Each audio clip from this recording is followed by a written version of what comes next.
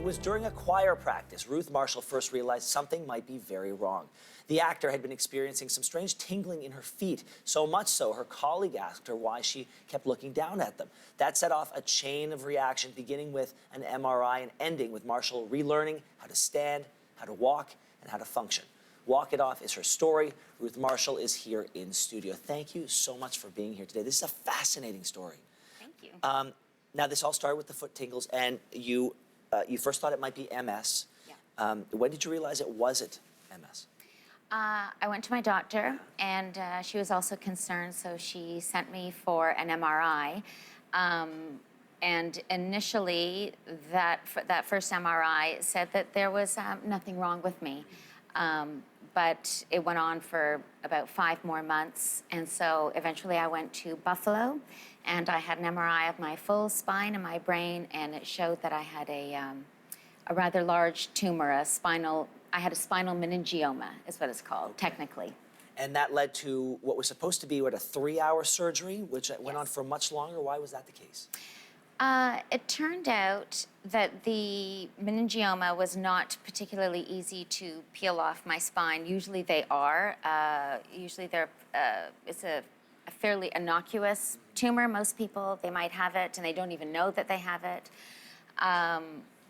But my tumor was big and it was hard and it was wrapped around my spine and it did not want to come off.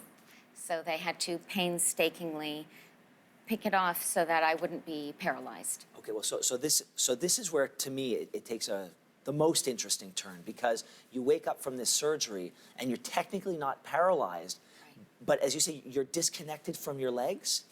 Yeah, that's exactly right. I had no sense of where my legs or my feet were. But you could feel them?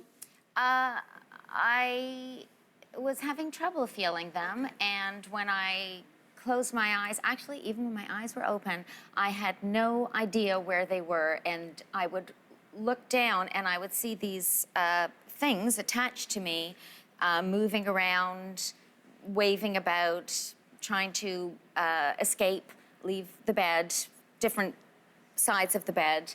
It was kooky. Take me back to that. There must have been panic, there must have been confusion. How did you wrap your head around this sort of your new reality? Well, with a heavy dose of humor, because at nighttime it was really scary to not know where my legs were, or when I did see them, to not understand where it was they were going or what they really needed to see outside the door. And my focus then was just getting them back into bed and having them put in lockdown under my sheets. But the next morning, when I would tell the story, it struck me as a little bit funny. We're going to get to sort of coping with this through humor in a moment, but I just have one more question about this. So, are you saying that you could be lying there and your legs would just start moving? Yeah.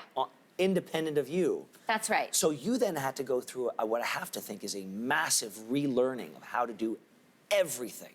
That's exactly right. I had literally forgotten how to walk. I would see people doing that walking thing, and it would make no sense to me. I didn't know how people were using their feet, when they were lifting their knee, how they knew how to do that. The whole process looked really mysterious and miraculous to me. And how long, because I watched you walk into our studio, how long did that process take to get from that picture in a wheelchair to today?